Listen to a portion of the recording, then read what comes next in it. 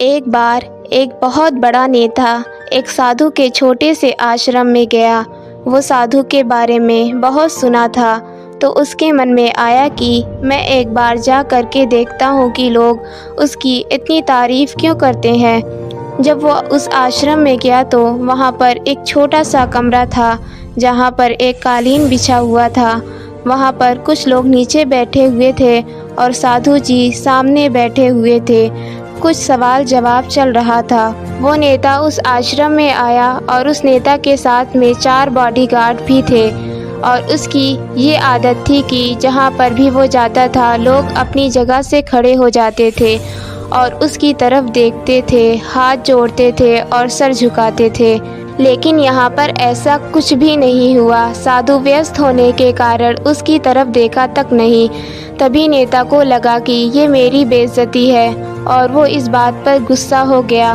नेता ने थोड़ा गुस्से से साधु की बात को बीच में काटते हुए कहा कि मैं आपसे कुछ कहना चाहता हूँ। साधु ने उसकी तरफ देखा और बोला, आप थोड़ी देर रुकिए, पहले मैं इनके सवाल का जवाब दे दूँ, उसके बाद मैं आपसे बात करता हूँ।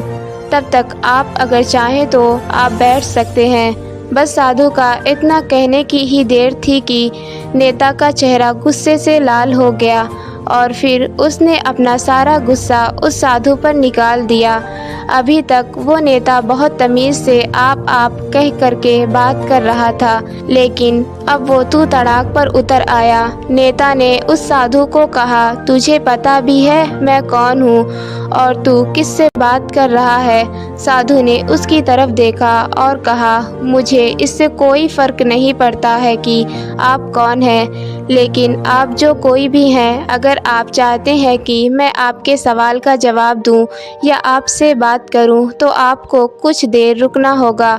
और साधु की ये कहते ही नेता गुस्से से पागल हो गया और वही सबके सामने चीखने चिल्लाने लग गया, अब मैं तुझे तेरी असली औकात दिखाऊंगा। तूने मुझसे पंगा लेकर के ठीक नहीं किया, तुझे पता भी है मैं तेरे बारे में क्या सोचता हूँ। साधु ने फिर से नेता की तरफ देखा और बड़े ही प्रेम से कहा कि मुझे इससे कोई फ़र्क नहीं पड़ता कि आप मेरे बारे में क्या सोचते हैं, आप जो चाहे वो मेरे बारे में सोच सकते हैं।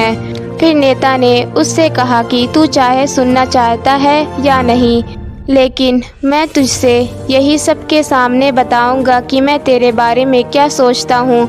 तू कोई साधु नहीं है, तू एक बहुत ही घटिया इंसान है, तू एक ढोंगी है, पाखंडी है और यहाँ पर जितने भी लोग बैठे हैं उन सबको बेवकूफ़ बना रहा है। तेरा बस एक ही मकसद है, इन लोगों की जेब में जितना भी पैसा है वो सब तेरे पास में आ जाए। तू अपने फ़ायदे के लिए इन लोगों का इस्तेमाल कर रहा है और अब मैं तुझे नहीं छोड़ने वाला हूँ। पूरी दुनिया के सामने तेरा पर्दाफाश करके रहूँगा। लेकिन उसके इतना बोलने के बाद भी हल्की सी मुस्कान उस साधु के चेहरे पर बनी ही रही। ये देखकर वो और भी तिलमिला गया और उसने कहा, अब बहुत हो गया, अब मैं यहाँ 1 मिनट भी नहीं रुकने वाला, लेकिन अभी भी तेरे पास मौका है। अगर मुझसे माफ़ी मांगनी है या मुझसे कुछ कहना है तो कह सकते हो। इतना सब कुछ होने के बाद भी साधु के चेहरे पर एक मुस्कान थी और वो बिल्कुल शांत था। और फिर उन्होंने अपनी आंखें बंद करी और फिर साधु ने अपनी आंखें खोली, हाथ जोड़े और कहा कि मुझे आपसे कोई गिला शिकवा नहीं है, आपके लिए मेरे मन में कोई भी गलत ख्याल नहीं है। जो भी मेरे बारे में आपने कहा वो आपकी अपनी सोच थी, तो मुझे आप में कोई भी बुराई नज़र नहीं आती है।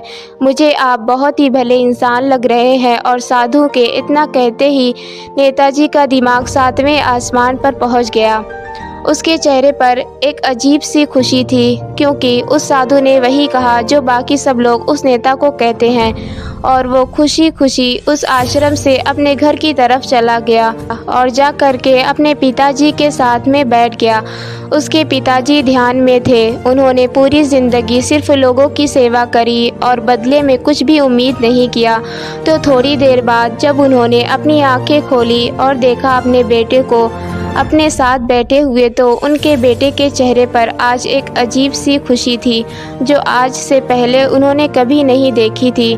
फिर उसने एक एक करके सब कुछ बताया कि आज क्या हुआ, किस तरह से वो आश्रम गया और वहाँ पर क्या हुआ, उसने क्या कहा और साधु जी ने क्या कहा।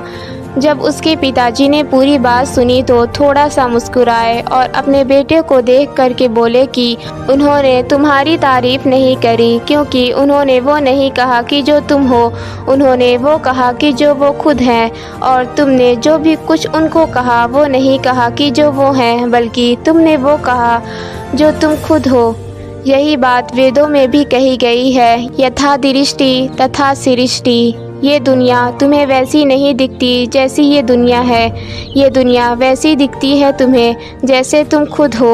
जिसकी नज़र जैसी है उसके लिए ये दुनिया वैसी ही है। तो अगर तुम अपनी दुनिया को बदलना चाहते हो तो उसका सिर्फ एक तरीका है, अपनी नज़र को बदलो।